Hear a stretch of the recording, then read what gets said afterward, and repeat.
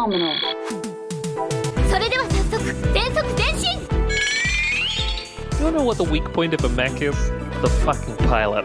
Get away from her, you bitch!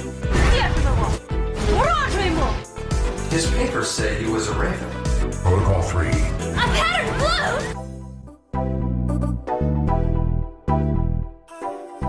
Welcome to On the Shoulders of Giants, a giant robot power hour discussing mechs across media, their stories, and why we love them. I'm Niko, and I'm joined by Alice.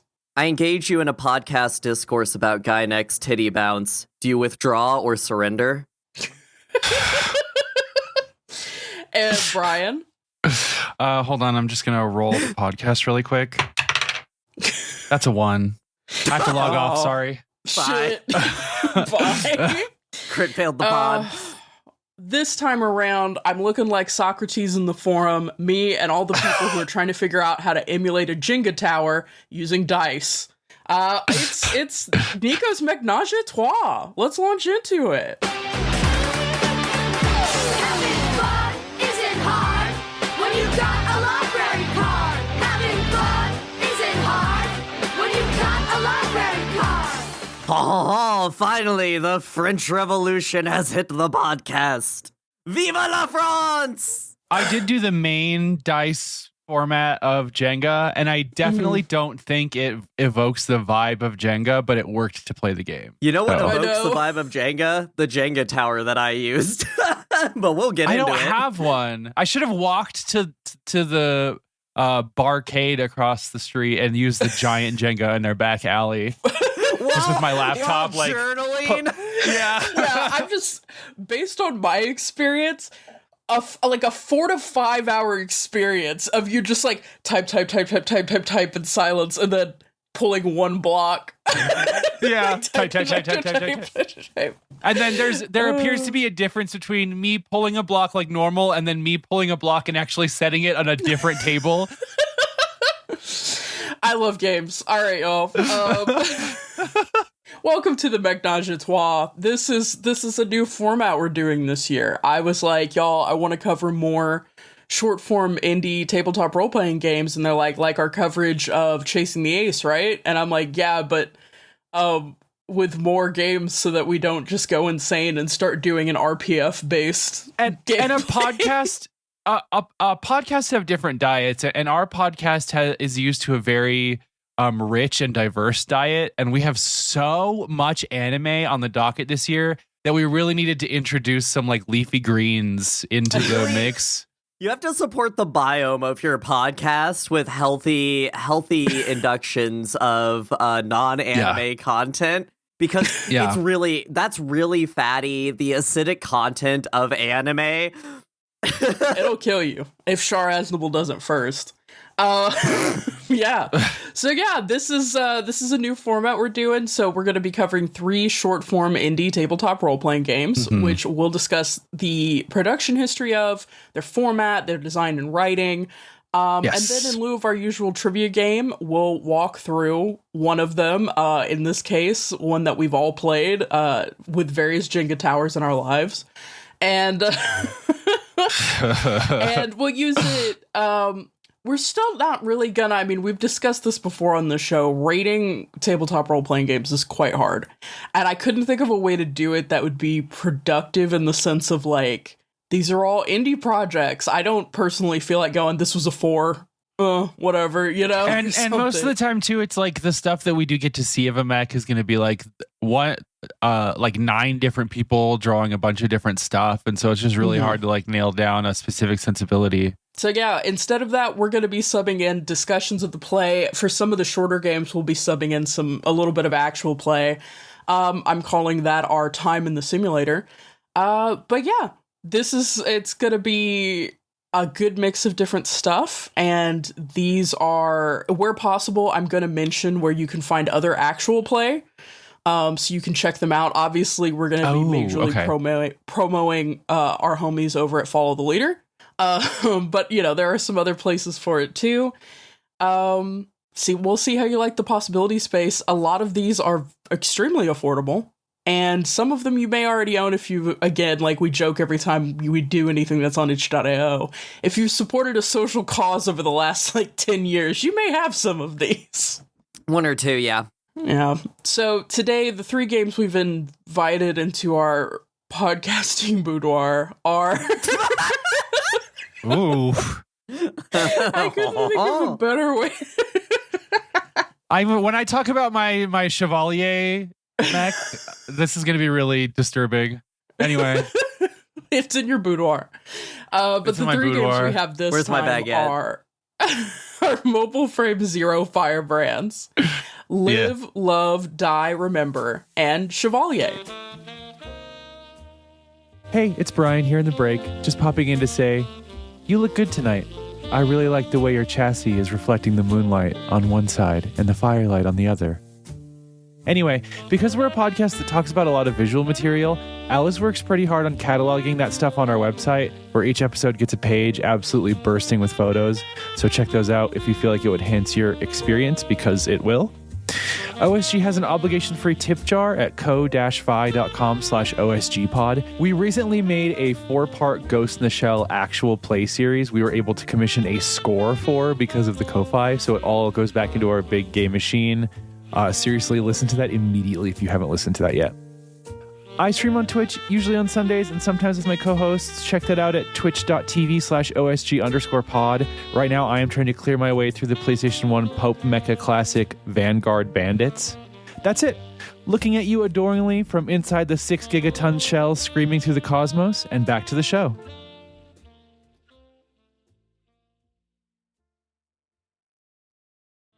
Game number 1. All right.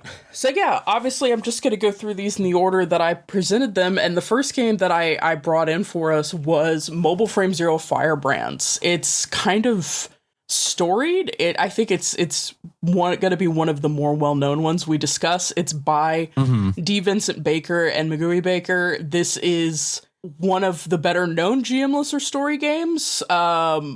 Hilariously, it's one that I encountered in the wild in a physical edition the first time I went to a story games night. Whoa. Somebody had they had all your lame mage games, because shoutouts to Ben Robbins. But they also were just and here's my copy of Mobile Frame Zero Firebrands. And I'm like, hello? This is a mech one? What? But yeah, if you've listened along to our coverage of Friends at the Table, you've heard it or a hack of it played. In this game, your group plays as amorous mech pilots in a looming war that's not supposed to be, getting entangled in a variety of scenes with each other as you try to forward your chosen faction's interests. So this one came out in 2016. It's 31 pages. It allegedly takes about an hour to play, but if you're a yapper, honestly, for most of these games, they say yeah, it'll take an hour or two, and I'm yeah, just set aside 2 hours. Just, if you know sure. your I always homies, think when they give the time frame, it's you're sitting at a convention table at one of those pickup games. It's it's more of a you should only play this for an hour kind of a guidance, if I'm being honest. Well, I definitely think it's a sort of minimum. Hey, do you think this is a 20-minute game? Jokes. It's not. If you were the end of Twilight Mirage, it could be a 12-hour game cut into 3 episodes, you know? Yeah, there's a couple of games in here that I'm yeah, this seems pretty straightforward and short to do, that I was just at least for Chevalier, I was I've got a lot I want to say. But this game, so a funny quirk about this game is set in Joshua A.C. Newman's Mobile Frame Zero universe, which I was trying to track down information on that. I was oh, is this some kind of media property I don't know anything about or whatever? So this was a universe for 2 earlier games, Mobile Frame Zero Rapid Attack and Mobile Frame Zero Intercept Orbit, which were meant to be played with Lego or other construction toys to tell mech stories. So it's kind of a game in the universe of games, but this is you don't need your Lego to get into this one. Though honestly, I think it'd be funny if you had a little Lego and you were we're having a fraught encounter. Do you whisper in my ear and you're holding your Lego? I think you should just do that. Hell yeah, I'm absolutely down with that. But yeah, and in addition to Friends at the Table, you can listen to our friends over at Follow the Leader play it on their very recent Season 9 bonus episodes, Firebrands 1, The Waiters Come to the Table, and Firebrands 2, Katsu Curry. That's with Chia from Remap Radio, and just good stuff. And 2 episodes you can just grab and run. So what were y'all's impressions of this game? Instead of asking you what you knew about it, because 1, a lot of these will be new to you, or 2, you'll be like, yeah, it's one of the most known games, and I listened to it on the same shit you just listed. What were y'all's like first impressions about this game when you opened the PDF or you looked at the store page or all that? You know, Mechnáge-à-Trois is a new format for us, and Brian put Brian's notes first, so I kind of want Brian to go first on this one. Okay. To be clear, what Alice means is that I happened to put my notes in before Alice did. I didn't copy mine above hers, just to be absolutely clear about that. I didn't sleep very well last night because I was sitting staring at the document all night, and I watched as Brian took his paragraph. As far as like my first impression of this, actually, I would say so. Gosh, I guess the first thing I jump to is this game is more or less ported into Armor Astir as part of its gameplay loop. Mm-hmm. And so that is one of the things that I think about immediately when I think about Mobile Frame Zero. Is it's extremely modular and compatible with like basically any context, which is really, really fun. And because of that, the reason it's able to do that, I think, is because it is like many very simple tabletop games. It's really archetypal. It really plays in a very specific scenario space. And so that's like, you're able to just kind of plug that into a bunch of different stuff. To expand on that, like, I think the setting immediately kind of put me into like I'm not sure if this is a story I would be interested in, but sans the framework, the actual game itself is very agnostic of a story. And I could see this fitting into thing, especially Armor Astir.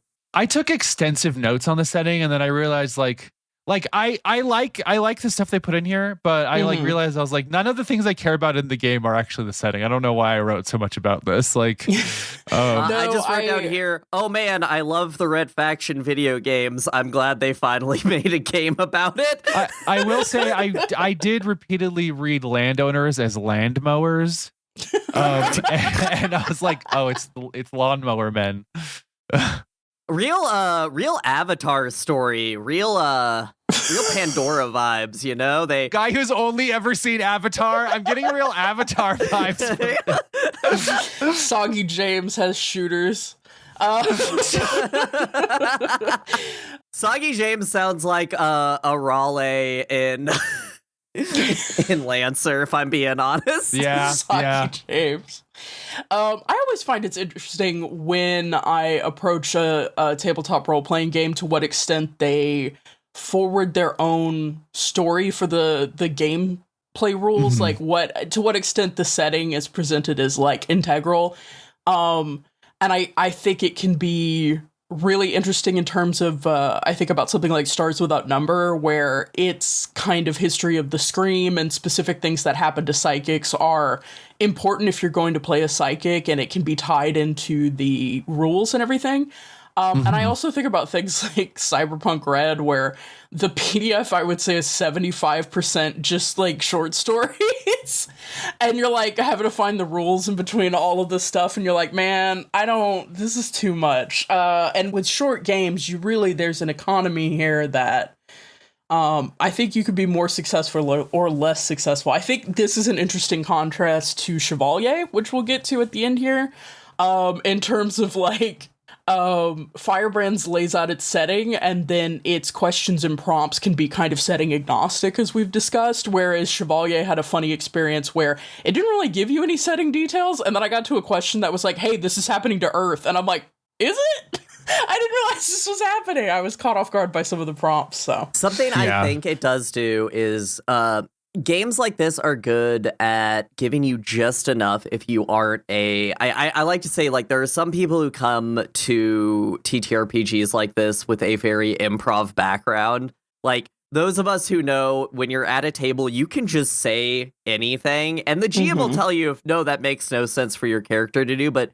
generally you can get a feel. And I will say there is a part of this where it just tells you make something up. It tells you often make something up. Like, don't hold yourself back, make something up.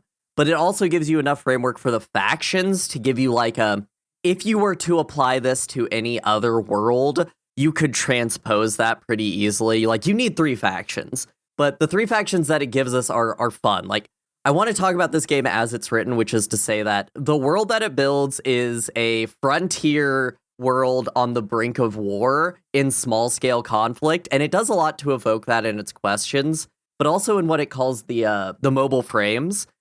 Each different faction, you have to answer different kinds of questions for your character. Yeah. And it also prompts you for what your mobile frame is.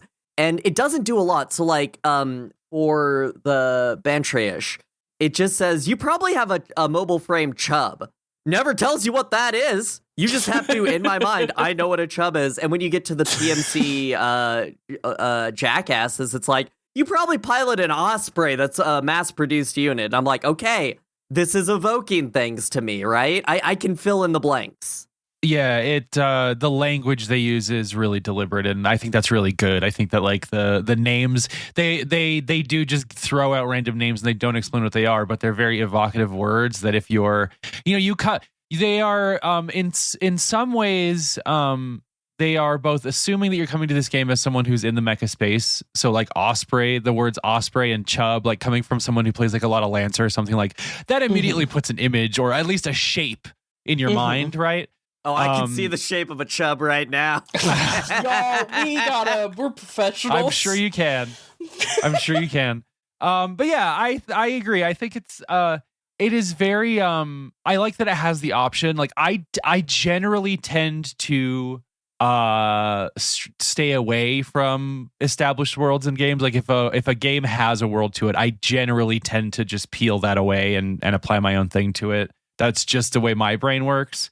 It's not always to great effect. Like classically, I think Ryan has never eaten a meal at a restaurant without immediately adding salt to it. I do not trust the chef in what they have presented. I am editing that menu item. No, because a meal at a restaurant is a presentation, whereas an RPG is like a collaborative like project. Those are different things. And everything you wrote. But also, fuck you, Kevin Crawford, and everything you write.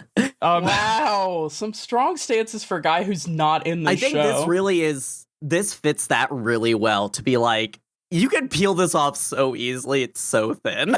Yeah. No, shout outs to Kevin Crawford. I respect Kevin Crawford very much. I think it's really funny that like this is something that I will see at story game nights, and this is something people will pick up and deploy as a way of teaching people how to do story games. Like if you're trying to wean your homie who's only ever played Dungeons & Dragons 5e sort of off that and more into the world of games that do like more story stuff, you know, like maybe they've just spent their whole time rolling initiative and then creating terrifying stat monsters. Like, you know, this is a way to prompt people to kind of learn to play role-playing games, and I've seen it at or story games are there. I've seen it at functions where it's like people will sit down and go, I don't know, I'm not good at improv, I'm not a theater person, I don't know how well I'm going to do at this game if we're not just crunching numbers. But the factions help a lot, like you were saying. It immediately gives you like motivations. So even if you can't sit there in your mind and make up a fucked up little guy, you could be like, okay, what does my faction want? And that has helped so many people ease into answering questions. And then by the end of sessions, I find people... My favorite thing is when people have been led through a story game and at the end of it, they're like really attached to their little guy that they've made. And I'm like, yeah that's exactly what you're supposed to do. You're supposed to be kind of a little freaked to speak about to your that guy. too. Something that this does that differs from a lot of these narrative games is one thing you have to do is you have to choose 3 attractive qualities for your characters. Yes. Which is... Number 1, great. You should be a fan of your character. But number 2, I feel like people are quick to disparage their own characters in an RPG and be like, why are they a fucked up little blorbo? And this is like, no. Why would people want to fuck your guy? It is, and it's such a funny question to just ask people who are at the gaming shop. It's just really good. And then the solitaire game that everybody plays to begin, I think is a great way to like, it's not overt. It's not loud. It doesn't take a long time. It's literally, finish one sentence for your character. It's like everyone can kind of just take their turn playing it out loud, and then everybody kind of learns something about everyone else's character right at the start. It's good. It's a really good format. It really guides you in. It really guides in your chub. So what's the general gameplay loop of this, Niko? So this is a game where guide our chubs. I don't want to talk to you anymore, which is wild because we've got a whole podcast to record, but here we are. So this game, again, you sit down with your people, you're picking factions, you're outlining basic details about your character, and then you play a mini game. This game is a game made up of mini games. I think a big one that people might have seen in this space in line with this is Stew Pot by Takumi Okada. It is another, like, a lot of story games will be made up of little mini story games almost. And the first one you do is solitaire that helps you establish your character, like Alice and Brian were saying. And then you go around and you get to pick these different scenes. And it's interesting because some scenes will call on just the player who picked it and whoever they choose, like if they want to do a one-on-one thing or whatever. Some will call on the entire group. Some will call on other players at the table to represent like environmental factors or NPCs or something like that. I like the ones that encourage the rest of the table to be like, hey, like interrupt this, like ask questions, be some guy who's a nuisance in the corner, you know? Yeah, but I also like that it encourages people who maybe aren't ready to do that to use the time when they're not in a scene to be thinking about what scene they want to do next. And you go around, and depending on how long of a game you want, that'll kind of determine how many sessions that you could do. Also, and I think I have to say this about this game, which is, guys, this is a very horny game if you want it to be. Oh, yes. I think this is a game that it deeply encourages you and your friends to bring yourself outside of yourself and become a character who is horny as shit for other pilots, or just be poly with your table. You can do it. It's fine. I think, what we're kind of getting at is that there's basically there's a ton of different prompts, and all of the prompts have a couple different kinds of structures. So like, there'll be stuff that'll give you like this is happening. Do you A or do you B? Let me give an example. Say I'm in a dance with Niko's character. I, of course, am a PMC jackboot, and she's a landowner daughter. And one of the questions in the dance is... Just like we are in real life. My face is close to yours. Do you turn subtly towards me or subtly away? Yeah. That's a great question. You can go with that. There's so much you can... The tension of Chalia Bull and Char in this system would be insane. I'm free to play that with anybody on Twitter, BTW. At any time. Erotic. At any time. Mobile Frame Zero Char has to roll. By the way, speaking of the horny, I shouted out Armor Astur. I should also shout out Amor Astur, which is another, which is a mod, basically a mod of it by Briar Sovereign that is just the downtime theme, aka the Firebrands stuff, but specifically about romancing each other in your mechs. So. Just to shout that out as well. Yeah, if you've ever been playing a mech game and been like, but where's the inherent romanticism? It's here. You might just need to come play some of the Firebrands or Live, Love, Die, Remember, as we're going to move on to. You cannot clash swords without there being an inherent tension underneath it. Let's be honest here. But also, each of the little games are unique enough that I feel like there's a use case for each. Like, none of these step on each other's toes in a way that I really enjoy. But yeah, to talk to Brian's point, there's one that's the rendezvous in secret one, where it's like, yeah, you can kind of get horny with somebody, but at any point, somebody at the table can be, yeah, they'd probably find out. And then you have to deal with that. Yeah. I love that energy. And shout to end out the Steven game, Gardner. basically, yep. Right. And to end the game, basically, you'll have raised a number of questions during play about like what your character's intentions are, what their plans are, what they want to do. When you decide to end the game, it becomes a little freeform in the sense that you're mostly just needing to answer those outstanding questions. So, what are your intentions with my daughter's chub? Stay away from my granddaughter's chub. All right, we've got to move on. Y'all are having too much fun in this corner. I just want to say stealing time together being the best because the number one advance, and this is why this is a mech podcast and a mech game. I open your mobile frame's canopy. May I?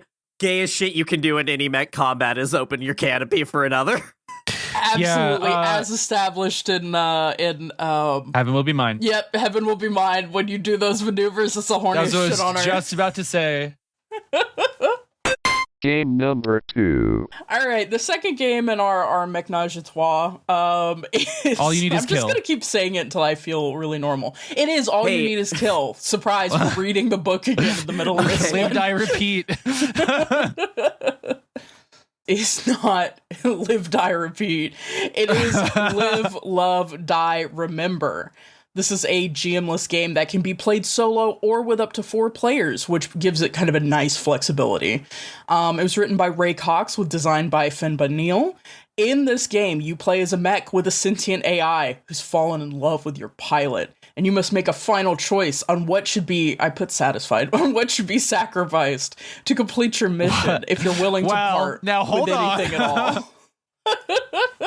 Protocol 3, protect my lover. Anyway, BT7. This is the Titanfall 2 game. Yeah. Like, Yes, it is. Hey, first thing I noticed about this, 3 pages. Love a 3-page yeah. TTRPG.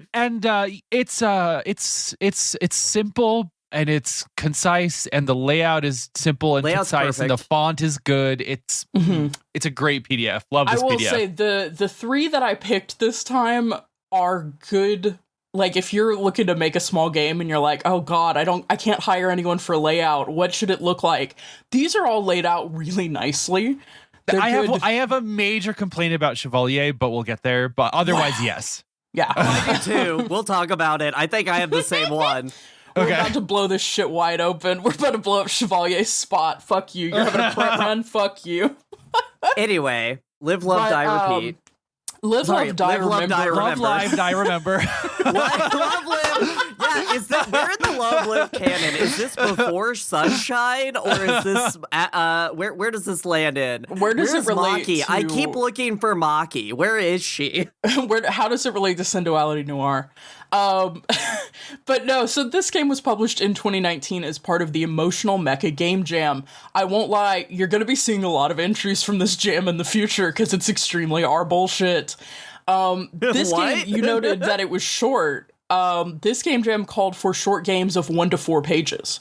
So pretty much everything that was submitted is of this length, and Live, Love, Die, Remember is 5 pages with the cover, and can run short or long depending on if you're playing with others and how many memories you play out. There's a lot of flexibility in terms of how long of a session you want. I immediately was interested that it allowed for more than one player. This seemed like a single player GM-less RPG for me. I think it could be cool, but I didn't have time to get a friend to sit down and play it with. No, I do think that's a good point because this is one of those games that I think you have to really have everyone kind of dialed in for it. Like, Yeah. because it doesn't present Mobile Frame Zero situates you as a person in a group of people. You have conflicting goals and ideologies. You have reasons to get entangled.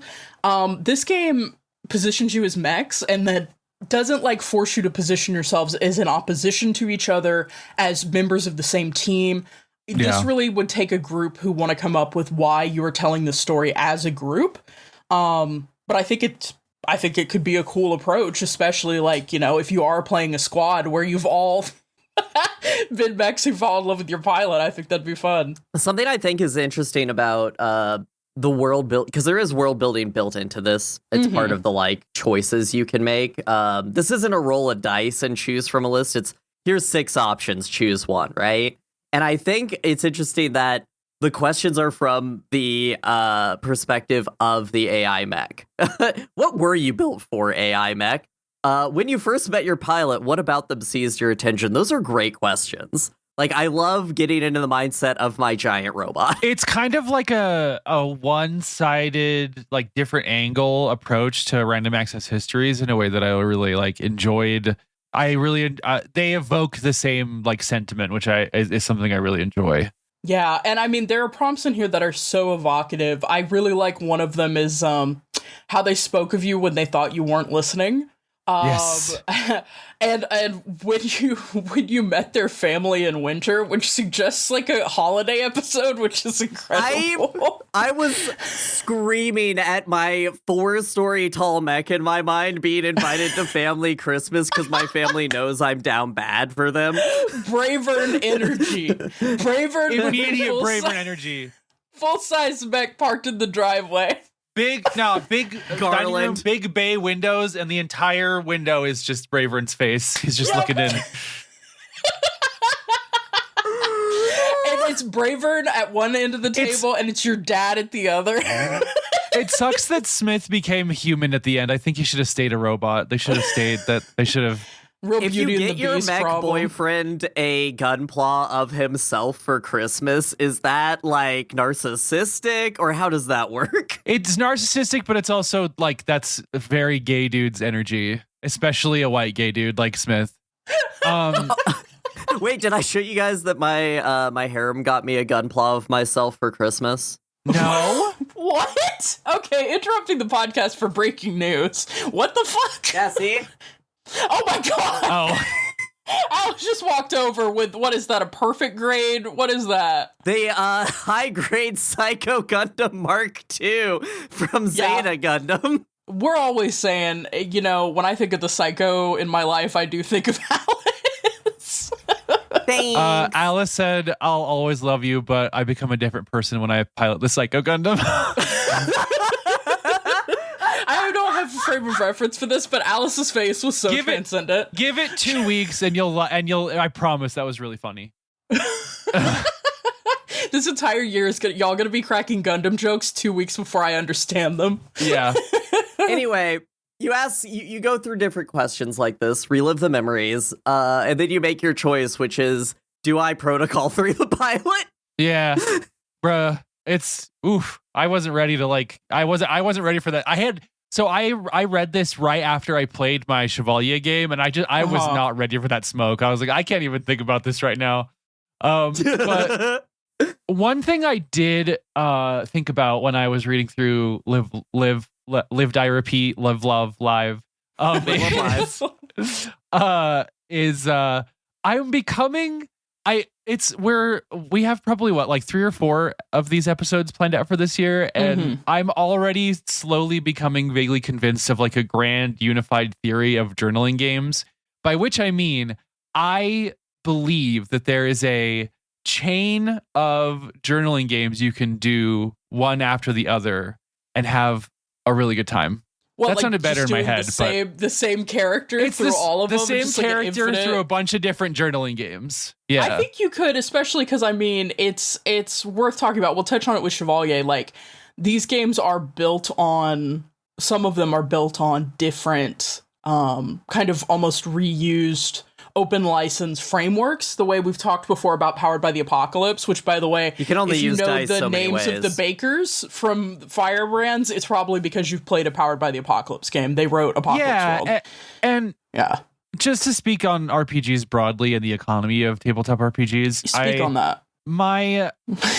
I'm not like a seasoned itch.io user by any means. In fact, my co-hosts are probably much more familiar with all of that than I am. But I will say so much Yuri. I'm so dialed in. Yes, my vibe is so culturally, right? This is a generalization. Obviously, this does not apply to every single issue or every single TTRPG creator. But my vibe of it is like nobody or people aren't out here making RPGs to live on or to make money.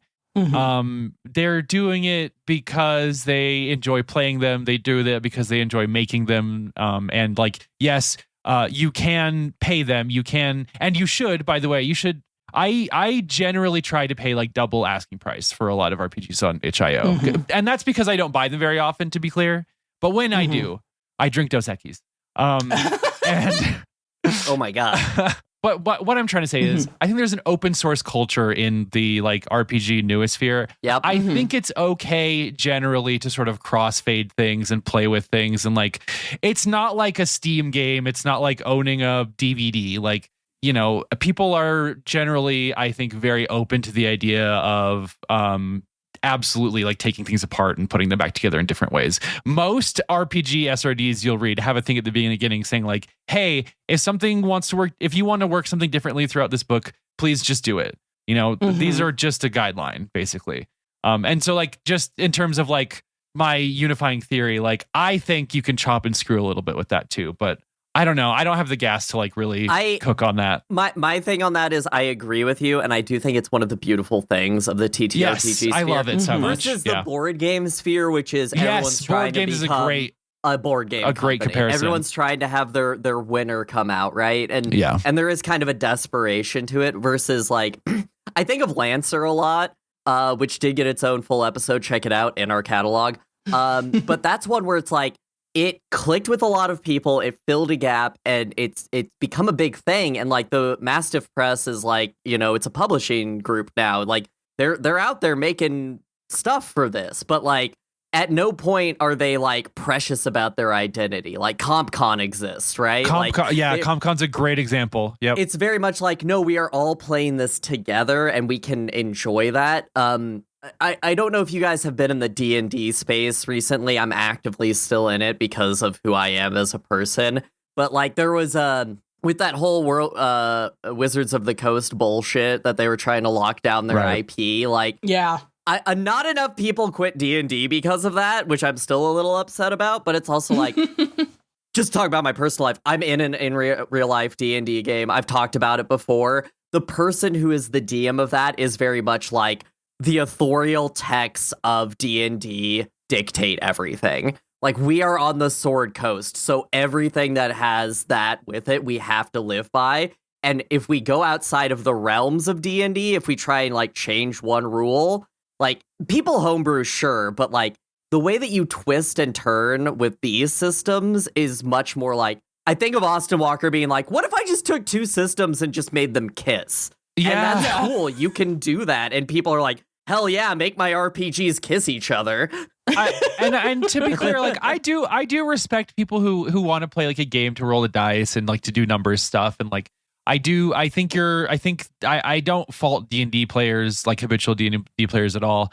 But like specifically when we talk about like modes of commerce and modes of distribution and modes of engagement, I just wish the way that the like broader online TTRPG community operated could be applied to more things, I guess, is just what I agree. want to say about that. It is like an open source culture is a good way to think about it. I have a book that I treasure very much that I found at Goodwill, which was a bunch of essays written in 1999 about what people in the open source community hoped the internet would be like.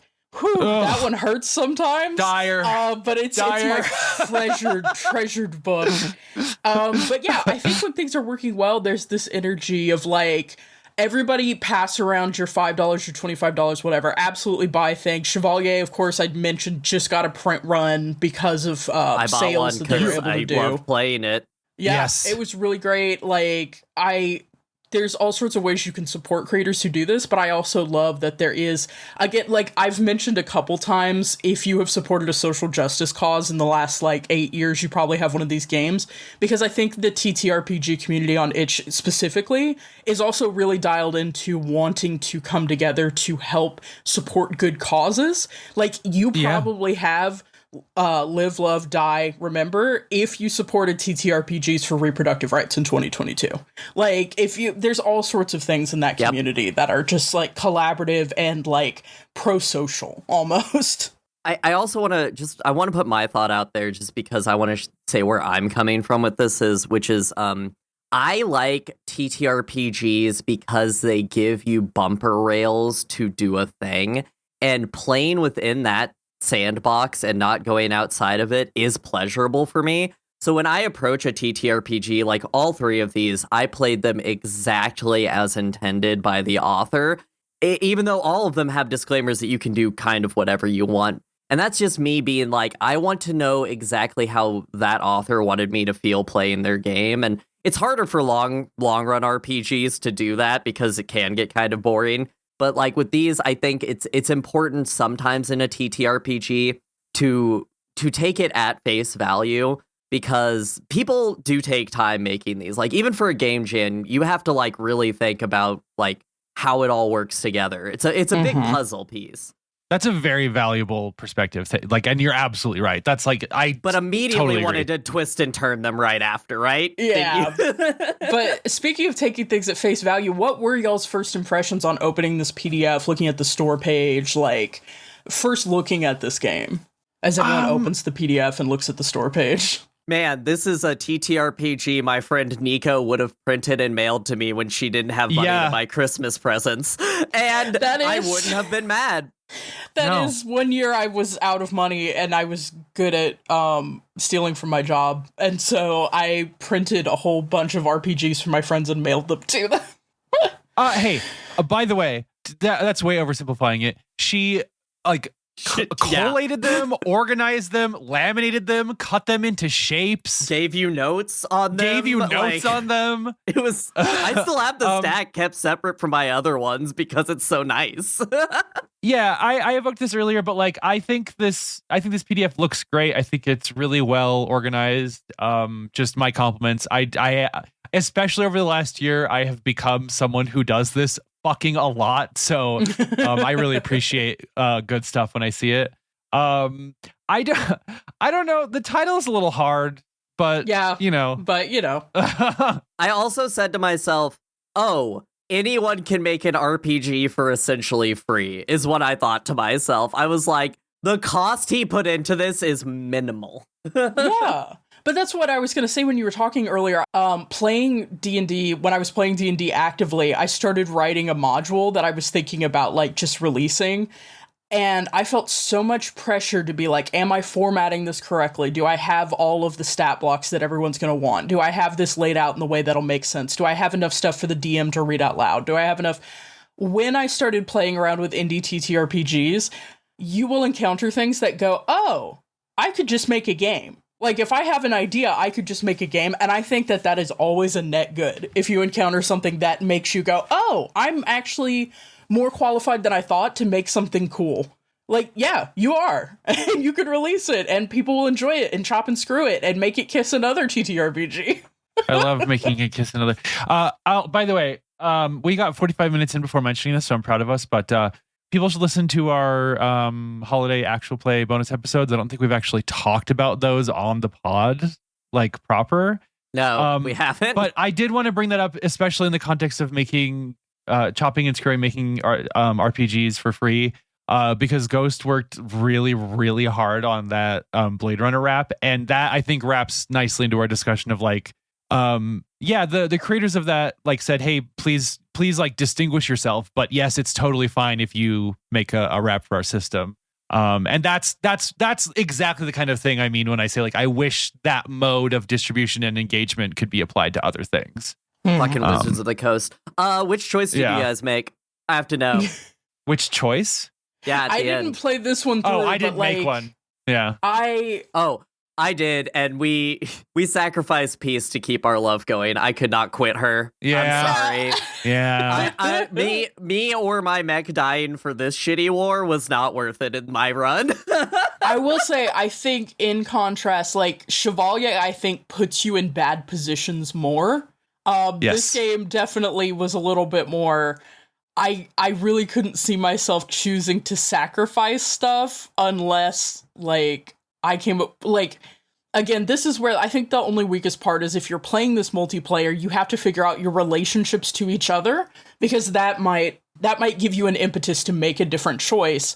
But the relationships as established in this game are very, you are very close to your pilot. So, of course you want to keep them alive, whether you sacrifice yourself or you stay with them. But, Also, I just love to see a published game where they use y'all. Hell yeah. Yeah. Love y'all. All right. So with that, Game number 3. we're going to move on to our third and final game in the Mechnáge-à-Trois, Chevalier, stylized as CHVLR. This is a single-player journaling game about being a teenager in the cockpit of a Chevalier, forced into conflict with minimal training. It was designed by Susanna Grace, based on the Wretched and Alone game system by Chris Bissett. Which I think, Wretched and Alone games are so interesting because the original game, The Wretched, that the system is based on, was if you go to it, it's like an interactable in-browser game.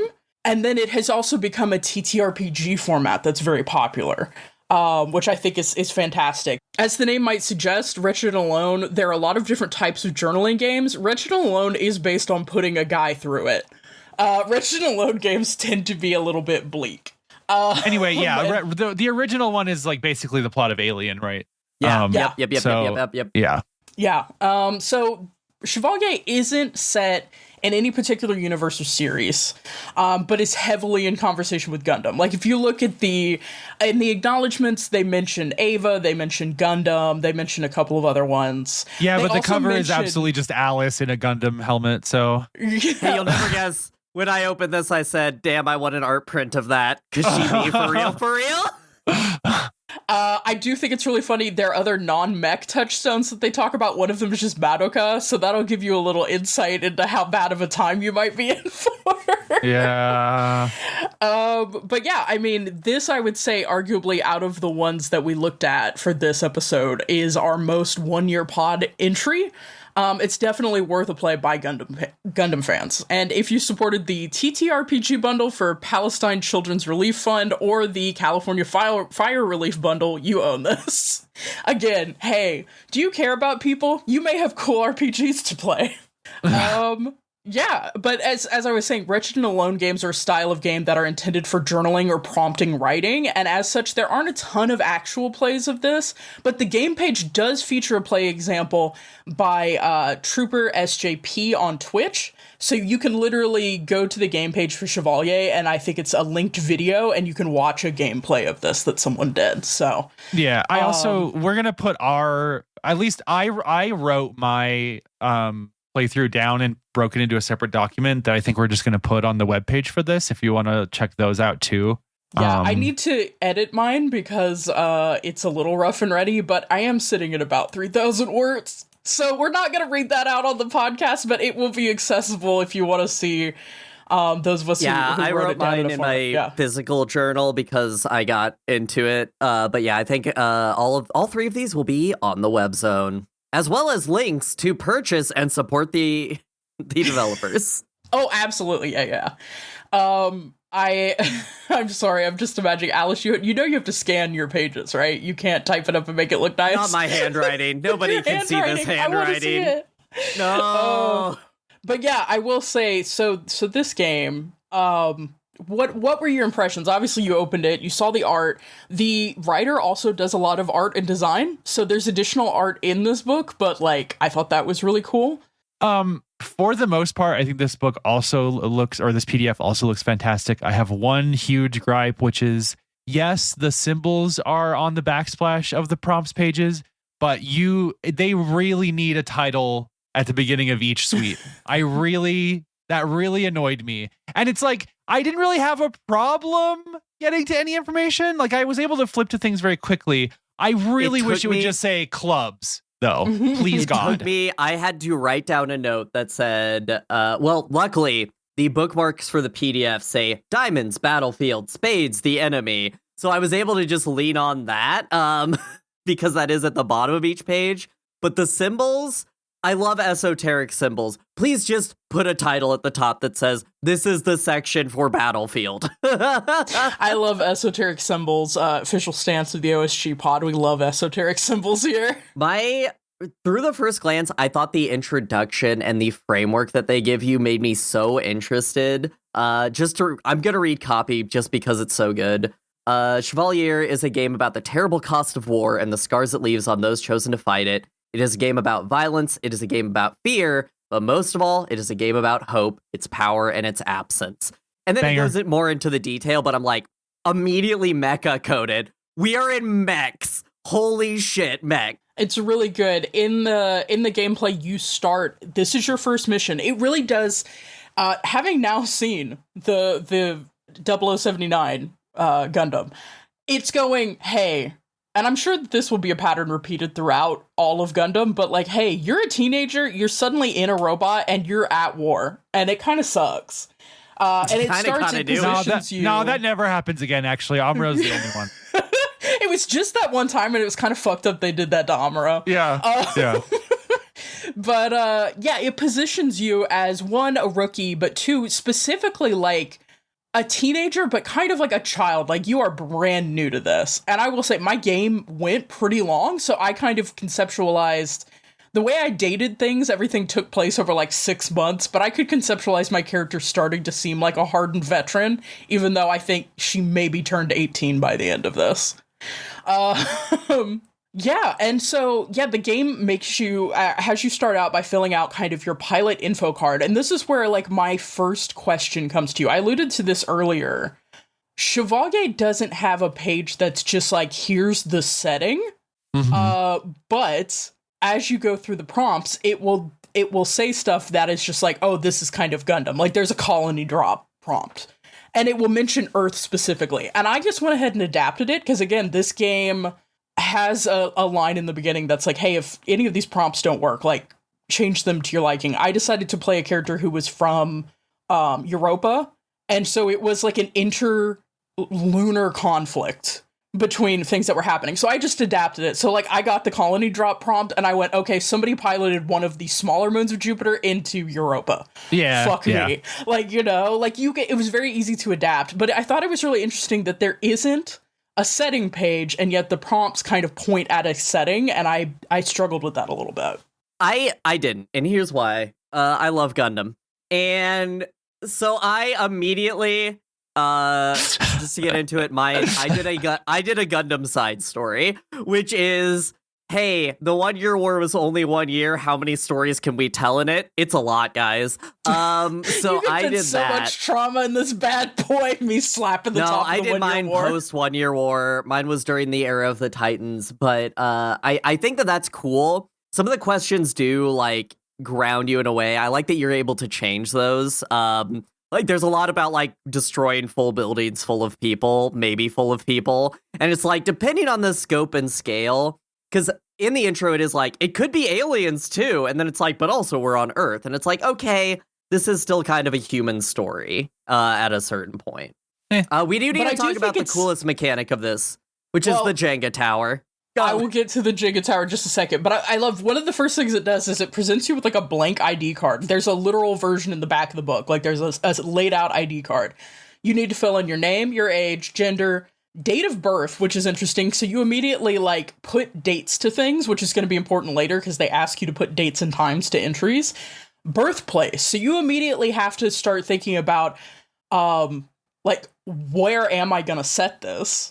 And then it has for your date of death and your cause of death. These are a tool that will help us later. But it asks for your current station and your unit, and it also later on will ask for your personnel ID and your unit ID. And this is all stuff you make up. But I thought that was so interesting because I froze a little bit at the start. I was like, did I miss a setting page? Did I miss something that would tell me where my birthplace could be? No, I didn't. But then once I started filling that stuff in, it became so generative for me in terms of what I would do with my story. My unit name became really generative. My birthplace became really generative. It was really cool to figure this out at the beginning and then deal with the prompts as they came up. But yeah. Anyway, Alice, what's this about a Jenga tower? So the best mechanic in this is you can play this without it, but it is recommended to set up a Jenga tower. And as you answer prompts, so the Jenga tower is a metaphor for your Chevalier. And as you do prompts, you take pieces out and set them aside or put them on top, depending on what the instruction says. And it's a physical, like, reminder of the status of your unit, which is just really cool. And it does prompt that if the tower falls, you can do that as maybe you ejected or maybe you died in your suit. Yeah, I like that. It's a representation of your mech, but it's also a representation of your like psyche and your physical state, because the book stresses that those are interchangeable. Those are not like distinct phenomenon, which is something that I think is extremely mecha. I think our Armor Astur game, we talked about that a bunch. Like, you and your mech in Armor Astur do not have distinguished hit points. So that stuff was really cool, and like that enabled me, because I you'll never guess, I decided to do really stupid weird shit, and I played a character that you're in the setting that I kind of generated from the that same stuff. it's more likely that your whole mech gets obliterated rather than you like suffering little bits of damage, you know? So I was able to kind of illustrate someone slowly deteriorating or changing over time, even though their mech was technically fine a lot of the time. Yeah, and I think that's interesting because there will be prompts that are purely kind of psychological, and it will have you pull from the tower. Like, regardless, you will still be pulling from your tower that represents your mech, but also yourself. And I thought that was interesting. Alice had a physical Jenga tower. Yes, Alice used a physical Jenga tower. The book has, it'll link you to an itch.io thread that gives you a couple different ways you can try to simulate that if you're like me and don't have a Jenga tower lying around. The one that I ended up using is like, you start by rolling 100 d6s and you take dice away from your pool for every one. And so every time you're pulling from the tower, you're rolling the rest of the die you have left until you have nothing to roll. This is interesting because I did the second example that somebody had, which is just that you have 9 tokens and you roll d6s whenever you do a pull. And if you roll a 6, you have to cross off one of your tokens. And when you get to 5 tokens, when you roll a 5 or a 6, you pull. You have to cross one off, and then as you go down, it gets worse and worse to represent the instability. Like you said yourself, I don't know that it was a perfect representation, and it definitely wasn't a physicalized visual representation. But can I show you?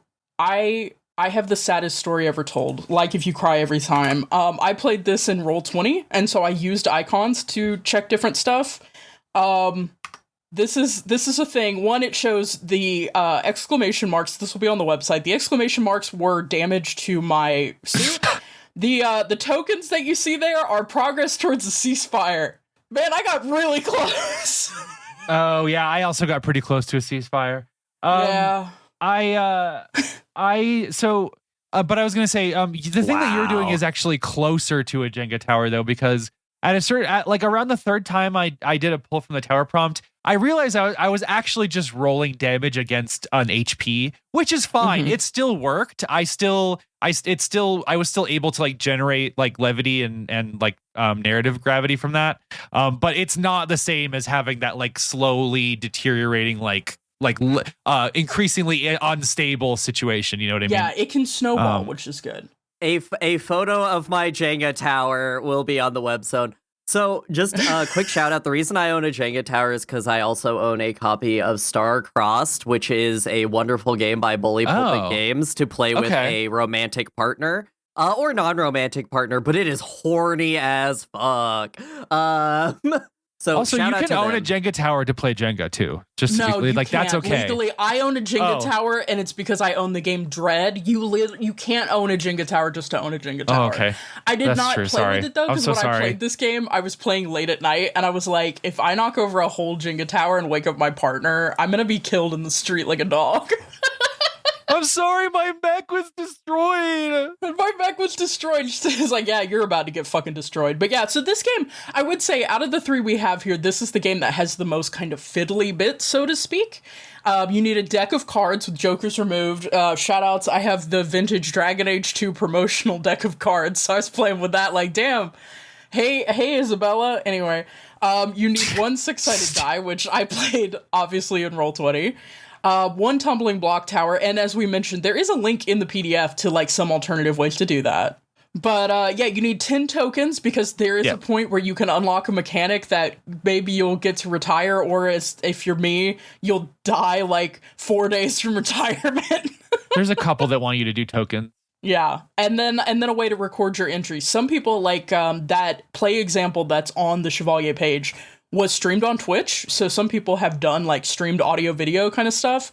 I just wrote mine in a Google Doc. But yeah, so I mean, there's a lot of moving parts, but I found myself bewitched by the gameplay loop, I will say. Yeah, I was, I definitely was I heavily enjoyed playing this. I highly recommend it. This is just how I noted my information down. I don't know if you guys have examples. Alice, I really want to see your handwriting, please. Guys, it's so bad. It's not even that bad, and I want to see It's not even that bad. I just wanted to see how it was organized. So basically, when I rolled each dice for a mission, I just wrote how many and then kind of what the general prompt was so I could do my mission log after. Yeah. And then the mission logs, I don't want to show you those I want to just post them on the website. We're gonna have to read on our own website to get Alice. Alice says, "Shut the fuck up." Well, no, you'll have to give us some information later for the game. Yeah. But Yeah. it's really cool. Out of the three, this one was the most quickly to engage me as somebody in the mecha space, and not just because it's Gundam Light or Gundam Light. Mm-hmm. I really loved a lot of the prompts. The prompts were like Yes. very, very good at guiding me into writing a short story, as I like to say. Yeah. And they're very I would say so Firebrands does have you regularly making pretty difficult decisions. I think one of the things we mentioned about live, love, live is Oh my god, live, love, die, remember. We gotta be live, for love- professionals. that game is a little bit less difficult, you know what I mean, like emotionally, I guess. I'm not saying I had a hard time by any means, but like this game has you have some like, hey, this fucked up thing happened, how do you react? Like the universe is moving, you know what I mean? Can I say, okay, the first card that I drew was like, you are under attack. And I'm like, this makes sense. The second card I drew is your friend dies to save you. And I went, oh, we're just in it, huh? The second card I pulled was the damn ceasefire one. So I was like, I don't really. Oh, you Anyway. had a lot of opportunity. I pulled that, Yeah, like, but I never would got say any. 2/3 of the way through. But yeah. So we talked about the setting and the framing of the game. The gameplay, so this is one of those we talked about a little bit with Chasing the Ace. Descended from the Queen games are predicated on drawing from a deck of cards. This game also plays with that, but again, like has other little components and interactive elements that go with it to add different layers of complexity to the game. But at its core, it's about looking at these prompts and answering these prompts, and then prompts will also have instructions afterwards that ask you to basically like record damage to your mech, or we keep talking about the ceasefire thing. Like there's an opportunity you can get to like put 10 tokens next to an ace, and at the end of each of your missions that you go on, you roll a d6, and if you get a 6, you get to take one of those tokens away, and it's you inching closer and closer to an end of the conflict where you survive it. Let me tell you, the math is not in your favor. If you draw all 4 kings, you die. If your Jenga tower collapses, you die. Like, there's a lot of ways to die in this. I went 11 rounds total in this game, and I pulled the armistice card on my second round, and by my last round, I still had 7 tokens on it. But yeah, as far as mech themes, like, I mean, the back cover of this book is just like a Gundam helmet, basically. It's fully, the inside cover is Shinji's fucking chair, which I love. Hell yeah, hell yeah, hell yeah. That's the so tone. good. Set the damn tone for sure. Are we talking about our mechs that we made in this, or is that a We will different get section? That's later. to that Okay. in the game section. Okay, got it. But yeah, so Alice, you had access to the Jenga tower. You liked how it flowed. How did you keep track of like your tokens, the physical things you were interacting with? Thanks for asking. I used physical tokens.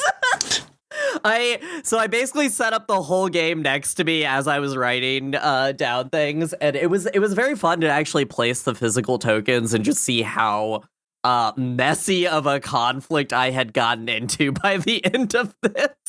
Yeah, I thought it would be. That physicality I took a photo is really of the fun. tower next to all the tokens. Spoiler, my tower did not fall. Nice. Nice. Can I Shout see it? I want to see. I'll send it later.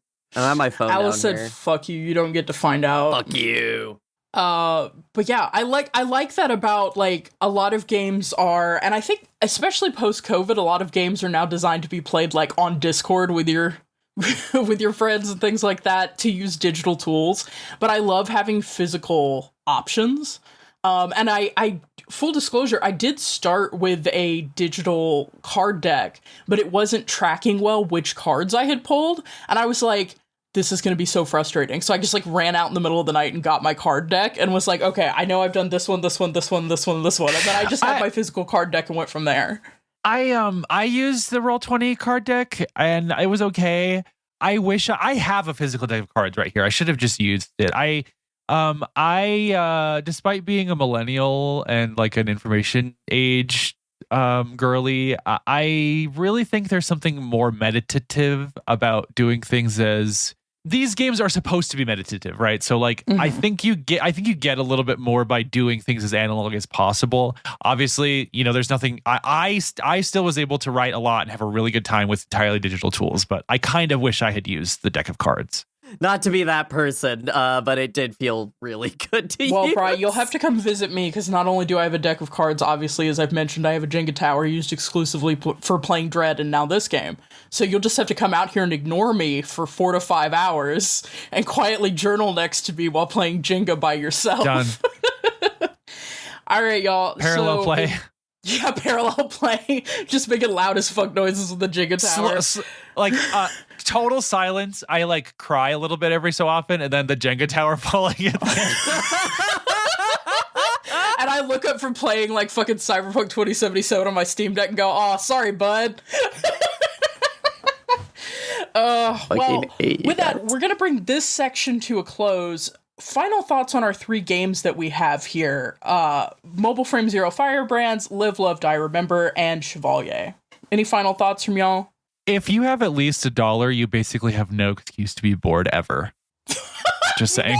In fact, one of these was entirely free if you paid your own price. I think these are fun. I think listeners who maybe don't always play TTRPGs should maybe pick up a copy of one of these and just try it out. Honestly, as a writing exercise and something to do, and this is weird to say because most of us did on our computer, to get offline and do a physical thing is very nice. Open up Google Docs and log the fuck off. I'm kidding.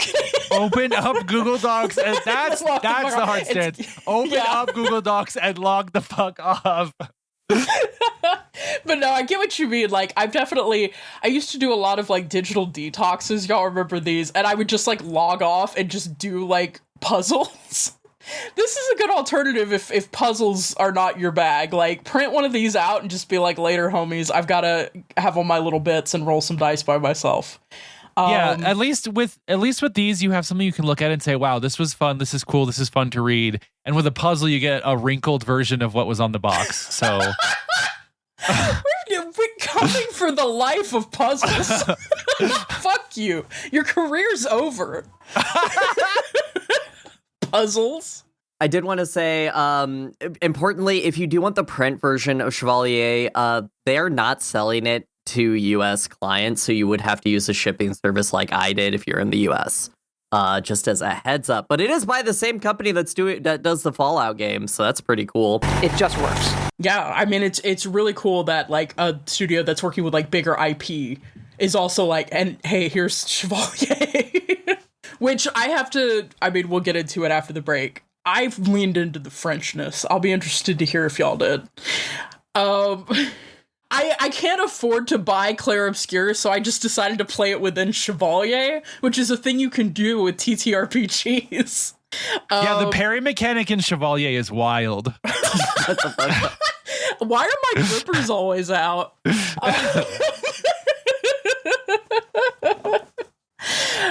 But yeah, no, of course, obviously we're gonna advocate for you picking these games up. And also if you're hey, I want to keep track of these games. I don't have the money right now, but I want to keep track of things OSG has mentioned. We have one. We have an itch.io account and we have a collection. I need to update it, but we do have a collection of things that we have covered on the show. Well, no, because we're recording it, Brian. No, because we're about to take a break. Hold on. We have a collection of things we've covered on the show so that you can keep up with that. And with that, we are going to head to the break where, in lieu of mech ratings in a game, we'll be putting some time in the simulator where we all, as discussed, played a full game of Chevalier, and we will be discussing the sad fates of our mechs and pilots, and wrapping up there, as well as answering a little question.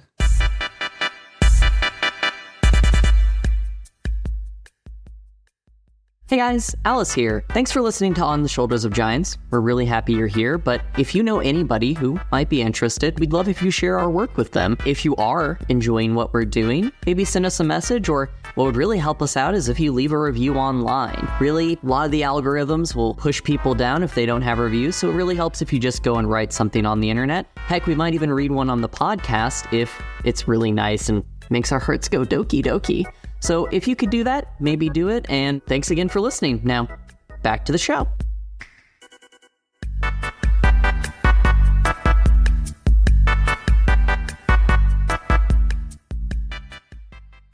Welcome back from the break. Hey guys, we all independently became French. Yeah. Against my will. Against our will. We were force Frenched. People don't know, but that's a major issue. So we all played Chevalier through, so that we would have something to talk about here. And because with the solo journaling game, we didn't have to like coordinate a session. So to talk about our Chevalier playthroughs from the jump, because I think we answered, I had a question here, but I think we answered that in the main body of the episode. Guys, introduce me to your Blorbos, to your little guys, in whatever order you would like. Yes. I'll go first because I love her. So my pilot is Seraphine Gravity. I see someone used the Twilight Mirage name generator. No, that was from the heart. Oh, just from the heart. That's beautiful. I wanted to evoke Artesia from Gundam. Pilot ID K4W411, which if you look at it written up, looks like you kawaii. suck. You suck. It's always the code I go with. I'm sorry, y'all. We've got to cancel the podcast in perpetuity. Not just this one, all of them. It's going to be hard to tell Ghost later, but you know. My unit name is the Flowering Fawn, FAUN.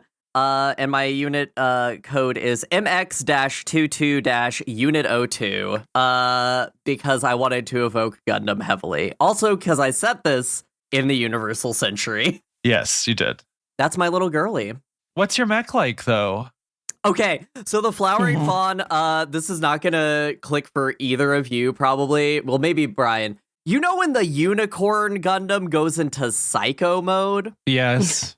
It's that, but it's Sakura Pink. blossoms flowing out of it like Madoka. It's a mix of Madoka in her ultimate form / the Unicorn Gundam. Can I say something? Yeah? When Alice said this is gonna hit for either of you, I was immediately like, it's the Unicorn Gundam but pink. And I like literally cannot believe how literally I've never been wrong about anything. But I also, it has the antlers because the unicorn kind of has antlers. And I loved the plum blossom deer from Heavenly Tyrant. I was like, yeah, why can't a mech be girly? Why can't women have mechs? A question I am asking throughout Gundam. Anyway. Oh, and thank you for asking. Because in Chevalier, it uses a specific system, which is a Psychomu system, basically, from Gundam. I wrote down that this uses the beta Psychomu system, as opposed to the alpha Psychomu from G-Quux. This is the beta, because you know Seraphine is beta-coded. Oh, wow. Y'all, that really hit for some people who are lame. No, I'm kidding. Damn. So, okay, I have a very important question about Seraphine, which is Earthborn or Spacenoid? She is a spaceborn. She is from Luna 3, which is an original concept, not true to Gundam. But I was like, why wouldn't they just get another asteroid and call it Luna 3? So she's from Luna 3. That's really great. All right, Brian, tell me about your Blorbo. My Blorbo, I went with someone who was 19. I don't know if that still counts as a teenager. I just wanted I wanted to be as close to an adult as possible. It's legal. I was thinking this is like Hey, about that statement. don't clip that. I was force Frenched. My pilot's name is Miranda Denouement. And her ID number is 2501-23. And I have her like face cast as Bai Duna from Sense8 Sunbok. Oh yeah. And nice. She's basically a history PhD student that got drafted. And so that sucks for her. And her life didn't go very well. Her mech is called Hands Clasped at the Onset of Dawn. And I'm trying to find a picture that's like, I guess it's fine. But it's basically the dancer of the Boreal Valley from Dark Souls 3, but like 400 feet tall. Sick. It doesn't have a sword. By the way. Basically what happens in the setting that I came up with, because they mentioned something about aliens and like overwhelming power difference. Basically like a weird hole opens up in the universe. And do you guys know that little monkey, the eye that like goes into tree trunks and like has a really long finger that it uses to dig bugs out of trees? I don't. I know about his really long finger. I was like, I don't think I know this. And then you said really long finger, and I went, oh, I do know that. The eye monkey. So, the aliens are like these big holes in the universe, and your mech has to have these long fingers so that you can poke in there and scoop them out. And that's how you do it. And it's really difficult. Obsessed with your mind. For every like one kill on these things, they lose 23 Chevalier. So it's rough. Miranda kills like 14 though. So let's go. Shout outs. I think I only had on screen 3 kills, which is quite funny, but anyway. And are they Earthborn or a space noid? So I didn't put too much thought into the setting really, other than just like how the aliens worked. But I in fact, until an Earth prompt came up, I hadn't even thought about Earth. I was doing more of like an Ann Leckie, like this is the planet. Yeah, I've never heard of Earth. I was kind of in the same headspace. Earth. I had an Earth jump scare. Yeah. So. But then it was cool because I got the Earth prompt and I was like, oh, she was a historian. Like I get to write about how like back then she would have been really excited to go here, but now she's been hollowed out by the war. So this just sucks. Oof. Well, I was also force Frenched. My character, my pilot's name was Simone Blanc. I didn't do anything too creative with the personnel ID except I have a personnel ID for Simone, and I have an equipment ID for their unit, and I just wanted to make it clear that the personnel ID was like 1 order of magnitude higher. They'd gone through more human pilots than they had through equipment. So that was the only thing I really did with my IDs. Ooh, I like Simone is 17. They were born in the Pale of Europa, because I think a Pale is the funniest historical name for an area. I was thinking of the Pale of Calais, which was like a special administrative zone. It's one of the dumbest region names you could have. It's the Pale. That's so stupid. So it's the Pale of Europa. There's some kind of crazy French territorial dispute happening with the moons of Jupiter. And I went with Jupiter because I wanted to be a Jovian lizard. I don't think Simone is actually a lizard, but I love Jovian. Their unit is named Melina. And there's a specific reason that their unit is named Melina. In my setting, every time a Chevalier dies with a pilot inside, they rechristen it after the pilot who died when they rebuild it.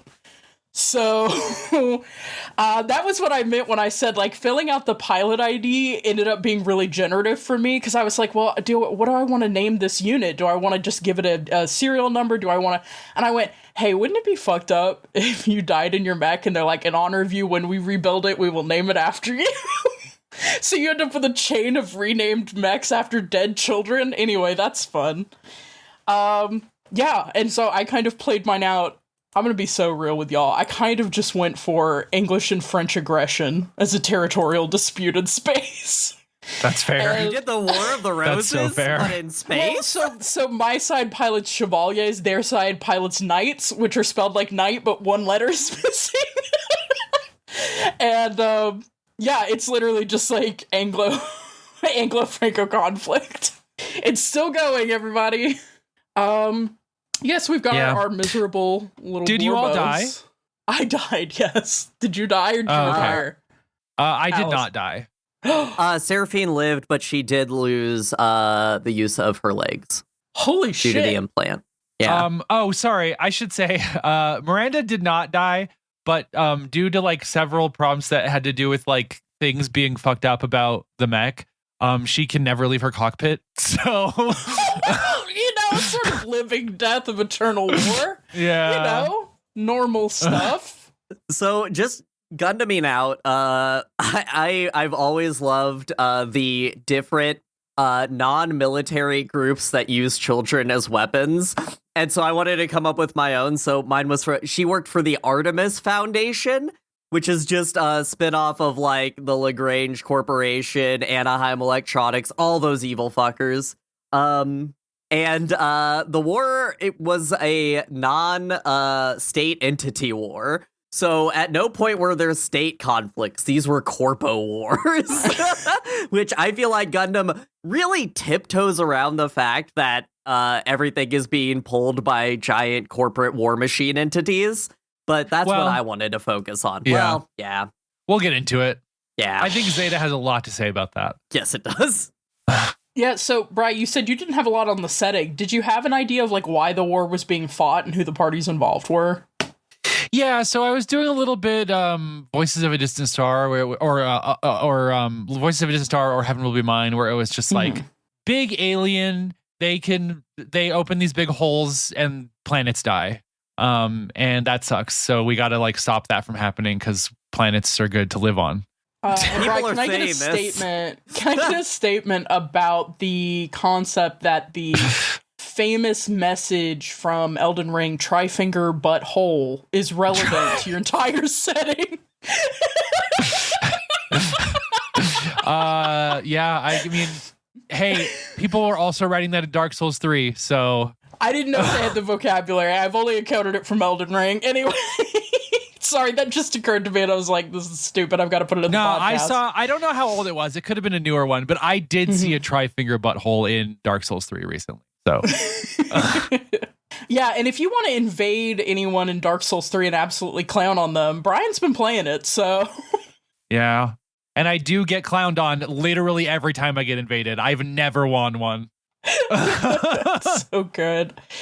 So in general, so we get a little bit of a preview. My pilot died. Your pilot is forever bound to the mech. Alice's pilot is has lost the use of her legs.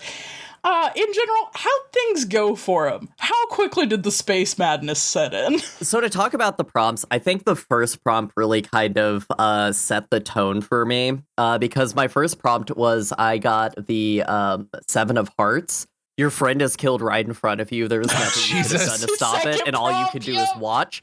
In those final moments, they smiled at you over the comms unit. What were their final words? And so I started like dialing in, okay, who would be my friend? Why are we trading together? Why are we out here? And it became, well, my person's in the experimental unit, so my friend's probably in a GM equivalent. In this one, I said they were in a Jesta. And they were actually my trainer. I'm Uma Musume pilled. We all know this. So they were training my pilot. They were just an old gruff dude who was kind of like a father figure for my character, but also just like, hey, we're friends. As in any idol industry, we cannot interact beyond that friendship. And so I started being like, okay. And what percentage of horse was he? He's none. My girl was half horse. Anyway. Oh God. Okay. We've discovered something here. It is the radioactive threshold of Uma Musume to Hatoful boyfriend. It's like a radiation meter. The Geiger counter starts going off. I started thinking of plot lines that maybe have appeared in Gundam, but I didn't really feel like they got done correctly. And so immediately I was like, I know what the central conflict of my character is, which is my red comet was my character's twin sister. Yeah. Ooh, I like that. Because it's both from the same program, she got stolen, and that's who killed my trainer. And my trainer is like, you've got to forgive her, is the last thing that he said before he exploded. And exploring that was the impetus of all of my questions after that. For my first card, you guys remember that one game, Stories from Soul the Gundog? Yes. Oh, that little game? Yeah, that literally happened to me. My first card was the 5 of clubs. No matter how hard you try, you cannot will your Chevalier to move. You are a sitting duck. What is your reaction? You're like, damn, that was a good game. All right. To talk about other prompts that really stood out. Wait, can I talk about my first prompt? You fake bitch. No, I'm kidding. Sorry. Damn. So hilariously, Alice, I pulled the prompt that you had first second, so that still happened to me. But the one I got first was people be dying that we love. Yeah, the one I got first was like an unexpected attack from the enemy. I didn't write down what the card was after I wrote out the prompt. I'm such a bad person. But it's the one where you briefly make contact with the enemy over comms. And then you, like, say one thing to them, and then command shuts down the signal. And so I decided that it was a malicious code attack that got sent through, and it used comms as a channel, so it opened it. And it gave me... I actually got very little permanent damage. My Jenga tower, proverbially, was in really good shape. But I got this damage card 1, and I got a bunch of prompts that were like, you try to repair it and you fuck it up.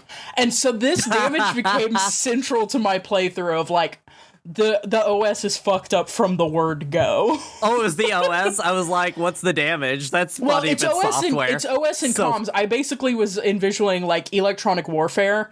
And so, you're like, doing Lunaterra. You have to, like, go through a bunch of error messages to get it to fucking move every morning. That became my I literally got a prompt at one point where everything just started malfunctioning, and it was really fucked up. But yeah, so I had that happen. So then when the second card came up, when it was like, your friend dies in front of you, I just saw her smile and say something, but I didn't have audio back. So I don't know what she said.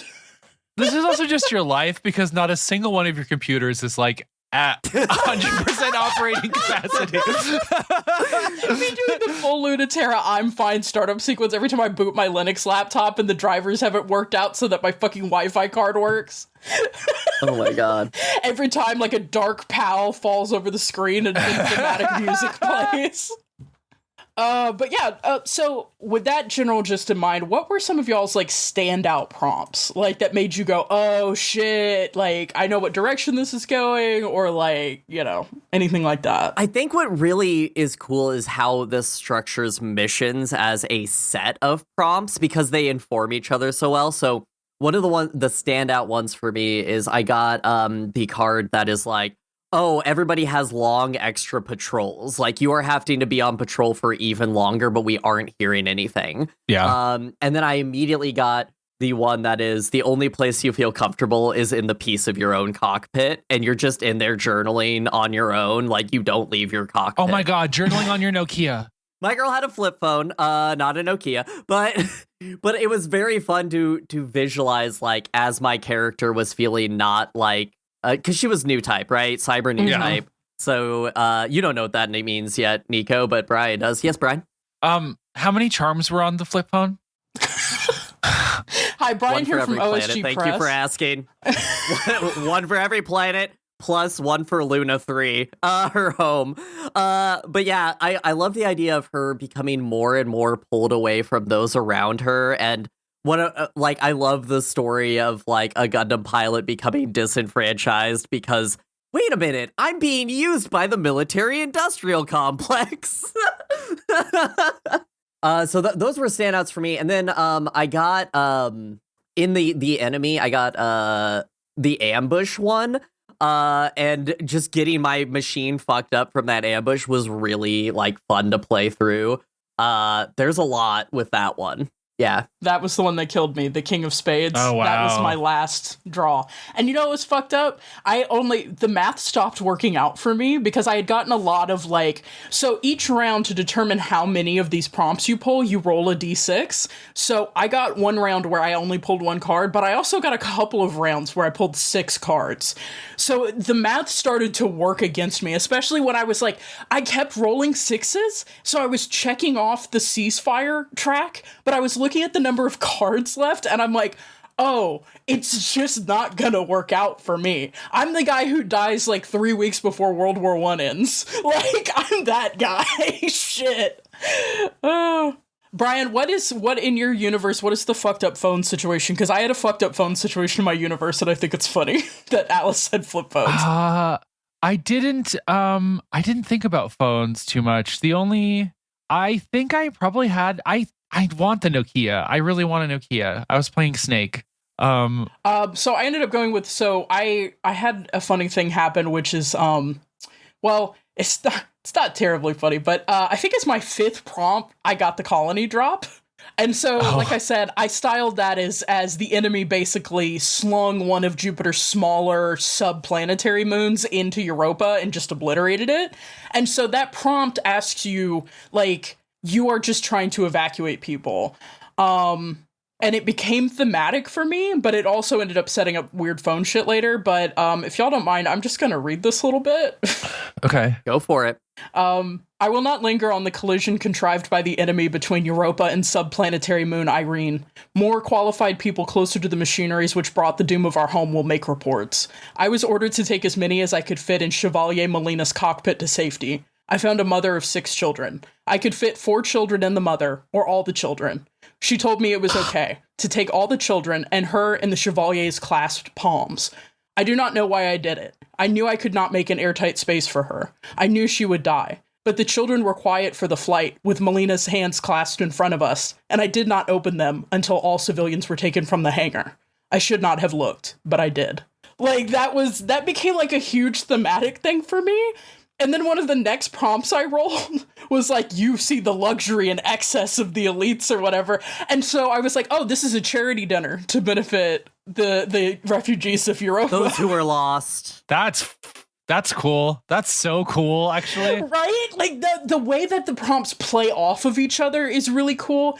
And it's so funny because there are expectations baked into these prompts, right? Like, that prompt about the elites is very much coming from an angle of, like, Gundam talks about, like, there are balls happening where people are in black tie and white tie, while there are also refugee camps where people are like not getting enough to eat, while people are becoming spies in Belfast or whatever because they can't feed their family, you know?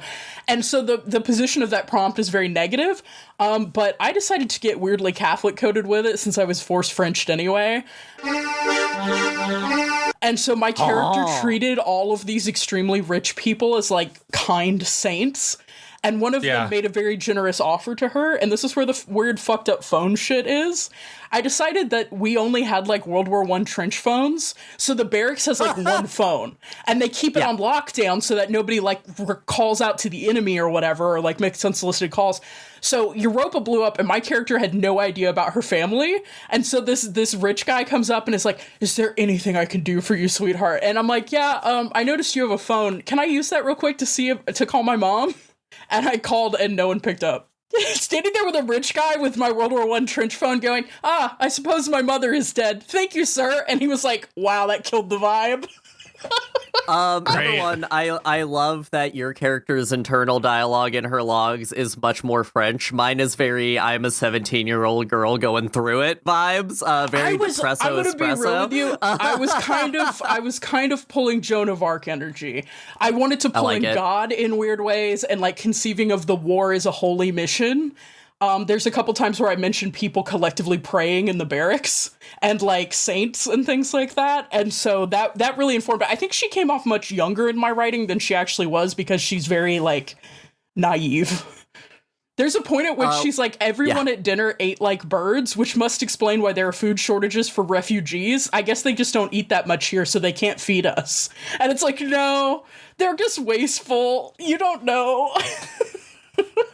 The other prompt that I wanted to talk about that I got, which is Hearts number 9. You're permitted one call to your next of kin. That was the one that I did the weird phone call. My character didn't have one. She had no one to call. and she was just depressed about that. She's like, I wouldn't even know how to call my mom. You guys got a lot of matching prompts. That's fun. I know, it's been fun. It's really fun that we both got same prompts, but very different vibes. I liked Niko's point about the prompts bouncing off of each other too, because the second prompt I got was the armistice one, or the ceasefire one, which I misunderstood as there's an armistice happening now, and that didn't clarify for me until later, which I was able to make it work still because it was just like, because of the way the war had worked in my mind already, like there hadn't been anything happening for a little while. But it did mean that the next prompt I got, which is that you find a diary hidden in your accommodation. I got that do you read it? How does this make you feel?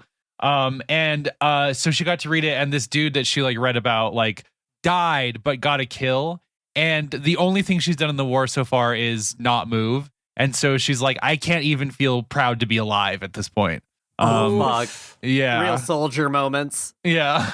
Yeah, this is a good time to ask, how weird did y'all get about your mechs? Well, I already said my mech had a long finger, but... I also meant, like, your relationship between your pilot and their mech, too. I didn't know if you explored anything like that. Like, obviously, Live, Love, Die, Remember is focused on that kind of relationship, but I didn't know if y'all had any, like, your pilot felt very special about their mech or something. Yes, it is in a way that, as with any part of Gundam, the Gundam never actually talks to you. It's never actually, telling you, but you basically become one being that has farther reach than you've ever had. I love the idea of a cyber new type who could just, like, control funnels as a part of themselves, and the whole machine becomes a part of themselves. My character became a banshee on the field in which people feared her. I loved the one of the, like, people don't like your implant. They start to stare at you. I got that prompt, and I was like, yeah, she's a fucking freak out there. Her and her mech are, like, in my headcanon it was her and, like, 2 technicians from the Institute that were allowed to touch that mech because it became, like, a holy symbol. Not in the Catholic way you did. Yeah. Yours had a long finger, Bri. Anything else going on? Mine had a long finger. The like kind of flavor that the PDF gives you about the control system is that you are kind of hardwired into these, which, like, obviously you don't have to use. But I did take that and I was like, okay, so it probably feels really bad to pilot these. And so, like, she didn't have Miranda didn't have, like, a special relationship with it. She had a lot of push and pull where it was like, oh, when I'm winning, I feel invincible. But also, like, when I'm out of my mech, I have moments where I forget what size I am, and I become incredibly afraid to walk around. Yeah. So it wasn't good. But hey, now she's, like, constantly one size. So Hey, we worked it out, everybody. Yeah. So I had some funny stuff that happened. One, I drew, like, every card that mentioned you tear your enemy apart with your bare hands. And so coupled with like the hand imagery I'd gotten during that, like, colony drop scene where she had the dead mother in the hands, that kept recurring. There's at one point where you draw a prompt and it's like you accidentally killed a civilian. She was trying to help a woman get laundry down from a line that had been partially collapsed. Like, like people string laundry between apartment buildings. Well, she couldn't get back into the building, so the woman, she was trying to lift this woman up so she could get clothes for her family, and the woman wobbled, and so she closed her hand to help steady her and just squashed her. But, like, so my character ended up being very hand forward. Like, she was just tearing things apart with her hands. But an important tool that helped us later was the OS damage she took first thing. Because I also, Brian, drew the prompt of you find a secret diary. And the way I flavored that, because I had just drawn one that was like, you're in the far reaches of space. You find a secret trench phone. No, she found the encrypted files saved to the core of Melina, which were the log files of Melina, the pilot who died, and then they rechristened the mech after her. And so my character got really crazy with it and decided that the mech was haunted and the ghost was in love with her. And there's at one point where I rolled a bunch of mundane rolls, and so I decided she got pulled aside for random psychological assessment, and they, like, benched her because they're like, hey, you're getting a little too weird with it. And so I have an entry, I have a mission that's just like, I'm on the bench, these people suck, my girlfriend is a robot ghost, and she loves me. So yeah, to bring it home, like, we talked about our pilot's ultimate fates, but, like, when you drew your last prompt and you knew it was your last prompt, like, first of all, what was the kind of prompt that you got? And also, like, how did you feel about it? So my last one was Spade 7, which is you've been battling this foe for hours, coming to a standstill, never gaining or losing ground. I get the upper hand and the enemy seems scared, looking for a retreat, and do I let them go? And so obviously it was my sister that I was staring down, and I had finally gotten the upper hand in combat with her. And do I let them go? And I ended up letting them go. And although the fight between them would leave us both scarred for the rest of our lives, we were still alive and the only kin we would have in the sphere. Unfortunately, my Chevalier would have to be retired after this because of the damage caused during the fight. But it was very much a Gundam ending of, we can't kill the two main characters this is about. We've got to keep this going for a couple other series. So circle back for Chevalier counterattack later on. Mine was like really kind of deflating. I wasn't sure what to do with it. But I pulled the 4 of spades, which is you can never shake the sensation that you're always being watched. Pull from the tower. And so I was just kind of like, okay, I guess that just means that it's just going to be sort of open-ended. And this was immediately after receiving so much damage that like I basically there's no like real distinguishment between like I can't really disconnect anymore, and I'm also kind of just too afraid to disconnect because I don't know how much of me is stuck in this thing. I don't know like what. I don't know where I am, if I'm more in my body or in the mech at this point. So I just kind of like wrote a little thing like, this is all I know now. My life wasn't trash for nothing, but sometimes I feel like there's someone else in here with me, and that sucks. Oh. Yeah, so like I said, the math of my game began to very obviously work against me very early. I drew 3 of the 4 kings within like my first 3 missions. I had a very king top heavy game, which meant like when you draw the 4th king, each king entry specifies that like if this is your final king, this is the end of your game. And so I was on a ticking clock, right? So I had gotten the ceasefire counter, and I was actually making progress. I had 4 ticks left on it, right? I had taken moderate damage to kind of my Jenga tower, to my Chevalier, but like I'd only taken, I think, like 3 kind of points of damage using the adapted system I was using. But I knew that I was running out of cards and the final king was in there. So I kind of knew once I got like 2/3 of the way through the game that barring a miracle, and I thought I was going to get one, because at one point I rolled 2 scenes and then 1 scene, and so I was able to do more ceasefire rolls between scenes. I was like, maybe we're going to make it!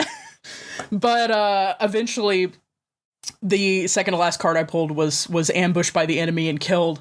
And basically it came down to, like, in my setting, like, when you die, they rechristen the mech after you. And she saves her logs, and her final log is like, if you find this the way I found Melina's logs, yes, I am still in the mech, and yes, I am in love with you. So just fostering some mental illness for the next generation. We are passing down our trauma generationally as pilots. You weren't burned at the stake in your Chevalier? No, I think that was my kind of, because, like, you know, Joan of Arc dying as a young teenager, I think that was the idea, is, like, I was basically martyred, even if I didn't burn. Like, I was destroyed, and then the whole thing is then they go collect your core and they use it to rebuild. It's kind of like a black box operating system kind of thing. So, yeah. It was wild. Like, it was so funny to have the feeling, like I said, 2/3 of the way through the game, that I'm like, oh, I'm doomed.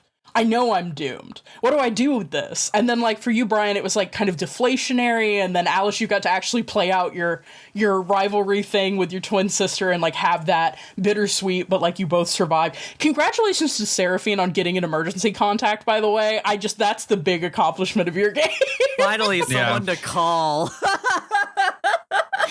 Well, with that, again, our full playthroughs will be on the OSG website, probably under some drop-downs, so you don't just load a page with 3,000 words on it. They will be. I do want to also shout out that if you do play this game solo as a journaling effort, I would love to read it from our community, because I think you can do a lot with this game in ways like I would have never taken it in either of the ways you guys did, and I think that that's fun.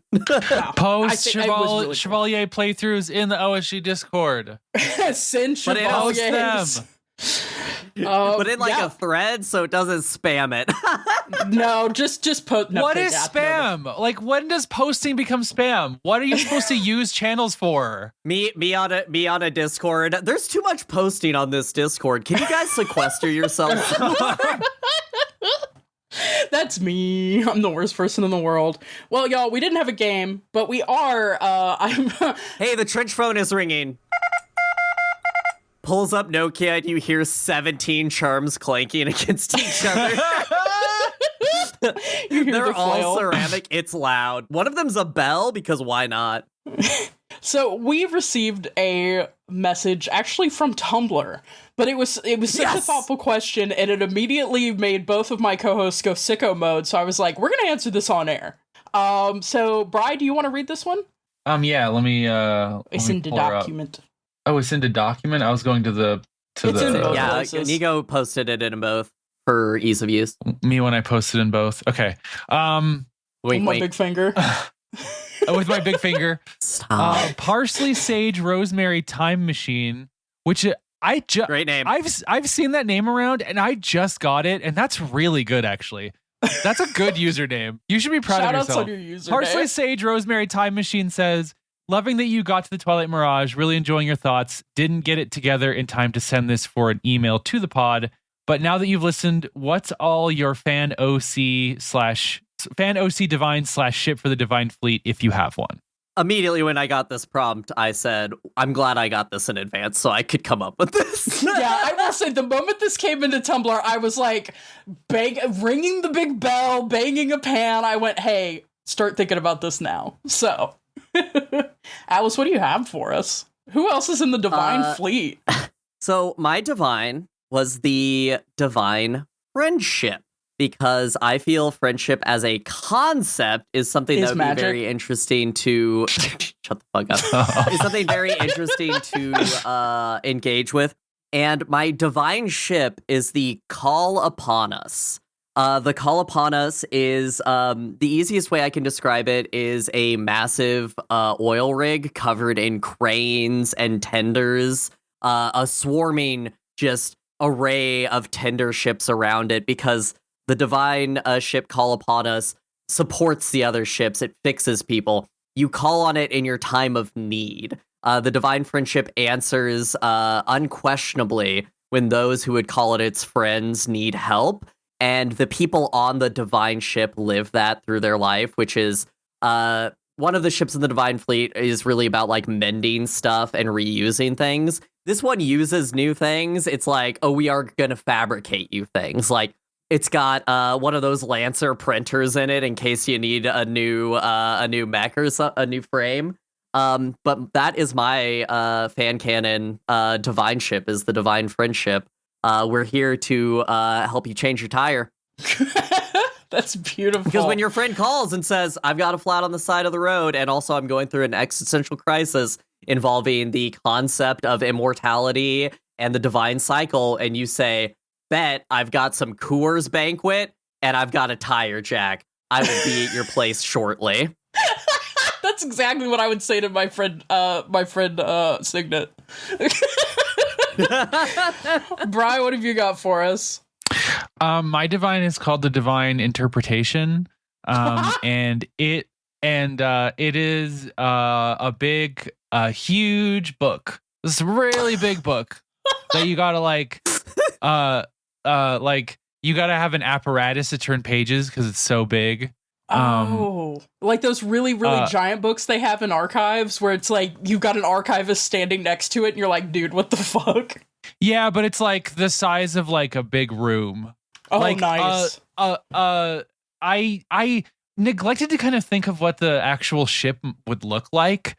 But my imagination is like that, like this was like a big fantasy on Tumblr, like way back when. And now I imagine it would be an AI nightmare, but like the infinite library type, like pictures you would see where it'd be someone like photoshopping like different corridors together. That kind of thing. And then, yeah, it houses like this really big book. And basically it's just about like not reading as meditation or interpretation as meditation necessarily, but like you go and you like read something or like you engage in something or like consume something, and then like there would be separate spaces on the ship to record those in different volumes. And so you have like areas that are for the stories and you have areas that are different interpretations of those stories. That's it. I just think it's like it would be a cool thing to have around. I had to post a meme that I love, which is that one friend who's too into the inherent inadequacy of language. Because when you said the divine interpretation, I was like, oh, yeah. This is it, though. This is literally it, though. Yeah, this is it. Anyway, Yep. put that on the website. So, yeah, But like the so central funny. image in my mind is like this big, like clockwork mechanism that just turns the pages of a giant book. Oh, love That's that. incredibly fucking cool. I love it. I y'all had like really nice ones, and mine is so stupid. I'm so Wait, ready I for want the this. stupid one. You need a stupid divine every once in a while. All right, y'all know when you've had a long day of interpreting the text and changing people's tires and driving them to the mech airport. What you need is Helping them survive. move. And so you would visit the Divine Revelry. I was really thinking a lot about the Beastie Boys making a salient point, which is you gotta fight for your right to party. And Thank you, Beastie Boys. Is this a Jimmy Buffett Resonant Orbit ship? No, this is the club. This is the club. We gotta go back to the club. The Divine Revelry is a constant 24/7 party. It doesn't have a static population because people just filter in and out. Like, you'd think there were people who would need to, like, clean the restrooms and, like, do the DJ sets and everything. That's what the Divine Revelry does. It runs the party so you can drop in, drop out, have the time of your life. The ship is called the Amen Break. Because I'm the worst person in the world. No, this rules. And the aesthetic is definitely inspired by Sorry for Party Rocking, LMFAO. Yeah, that rules so hard. What's his name? I feel like, the Divine Revelry is also one that, like, the New Earth hegemony would put on a poster about the decadence and corruption of the Divine Fleet. And it's just this one place where everyone is constantly, like, rolling and having to go to a hydration station and shit. Anyway, that's mine, the Divine Revelry. I'm glad we have the Divine Friendship, the Divine Interpretation, the Divine Revelry, the three genders. Okay, I know your intent is for something more exciting than I'm envisioning, because all I can envision is the Astro Lounge from Starfield, where there's just the NPCs locked in the same little dancing animation constantly. I like my first thought was in the show The Magicians, which people should watch because it's a really good show. They have they semi-regularly interact with the god Dionysus, who is played by Ryan McDonald in that show, and he's always just like inhabited a penthouse or an apartment somewhere and turned every room into a different themed party. Yeah. And that's kind of the vibe I get from this. Where it's like you can go to party, nightclub party, but you can also go to party like fuzzy couch neon lights party. Or the friend's basement where he just has a shitty CRTV and we're all drinking Mountain Dew mixed with Everclear. Yeah, those are all present. I think the most startling thing is when you come out of, like, the Berghain room in the Divine Revelry aboard the Amen Break, and you stumble into the silent disco, because you kind of like, whoa. I also want to ask, I do want to ask the question back to Parsley. What's yours? Love to know it. Send it in. Send it. It's never too late. And by the way, y'all, I'm on Tumblr way too much. So yeah, if you're like, I can't be asked to send an email, you can always send an ask to our Tumblr. And either if it's something kind of niche, like previously we had that question about Sable, I may just answer it on the Tumblr. But if it's like this and I'm like, oh, everybody's going to love answering this one, I'll just grab it, put it on the show. You can't stop me legally. You've already submitted the ask. Yeah, thanks for writing in. And with that, that's this episode of On the Shoulders of Giants, where we experienced the first Niko, Mechnáge-à-Trois, checking out Mobile Frame Zero Firebrands, Live, Love, Die, Remember, and Chevalier. Any parting thoughts, gang? Really liked having a three-way with you all. Is it a six-way? Pay the maximum conscionable amount on itch.io every time you buy anything. Yeah, I will say it's a little rough to sometimes be reading the comments and people are like, when are the community copies coming back? I'm going through it. TTRPGs are kind of a luxury. I appreciate that people put out community copies, but like if you have the ability to send these people even $1, this is like this is like the community, right? We're all going to pass that 5 around. Someday when you have a creative project, you will receive the 5. So put that 5 out there. Yeah. But this isn't all we have for you today. There's another reason I'm giving itch content more love this year, besides it being sick as hell.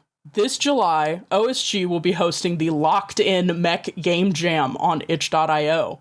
Beyond games, we're encouraging people to make anything they're moved to make, from poems to music to comics, on the theme of being trapped inside your mech. Here's a little sample of the flavor text to give you some ideas. Cockpit or coffin. Your mech, the titanic robot that gives you the power to fight back against overwhelming forces, has failed you. Maybe it's suffered too much damage. Maybe there's been a total power failure. Maybe it's a superstructure you've lost yourself in too far this time. Maybe it's your friend, now dead. Maybe it's your burden, now unwilling to let you out. Whatever the situation, you're no longer piloting. You're locked in. We're planning to make this a nice long game jam. It'll last pretty much the whole month of July. More concrete dates to come. But I wanted to give you a heads up to get the juices flowing. You will find more information on our website. I'm really excited to be doing this. So if you've got ideas, I know we've already got some people talking about who got privy to private secret info. We're like, oh, I'm excited. I want to make something for this. I want to make asset pack. I want to do... we're opening it up to pretty much anything because if doing pods with Thaliarchus and Iris J have taught us anything, it's like the mech space contains multitudes and I want to see all of it. Do it. If it sucks, hit the books. The time will pass anyway. Yes. All right, y'all. Thanks for listening. Pilots, remember, you can reach out for advice from the team at our email, questions@osgpod.com, and non-pilots can send general questions or feedback to the same address. You can also catch up with us on social media. Our links are in the description for updates and more. You can also find a link to the show Discord there. Come hang out. Send chevaliers. Most chevaliers. Unsolicited chevaliers. Y'all out here, hey, get force Frenched with us and post your chevaliers. Make sure to check back in 2 weeks when we'll be discussing Brain Powered Part 1. Until then, goodbye. I love you. Goodbye. I love you. I love you.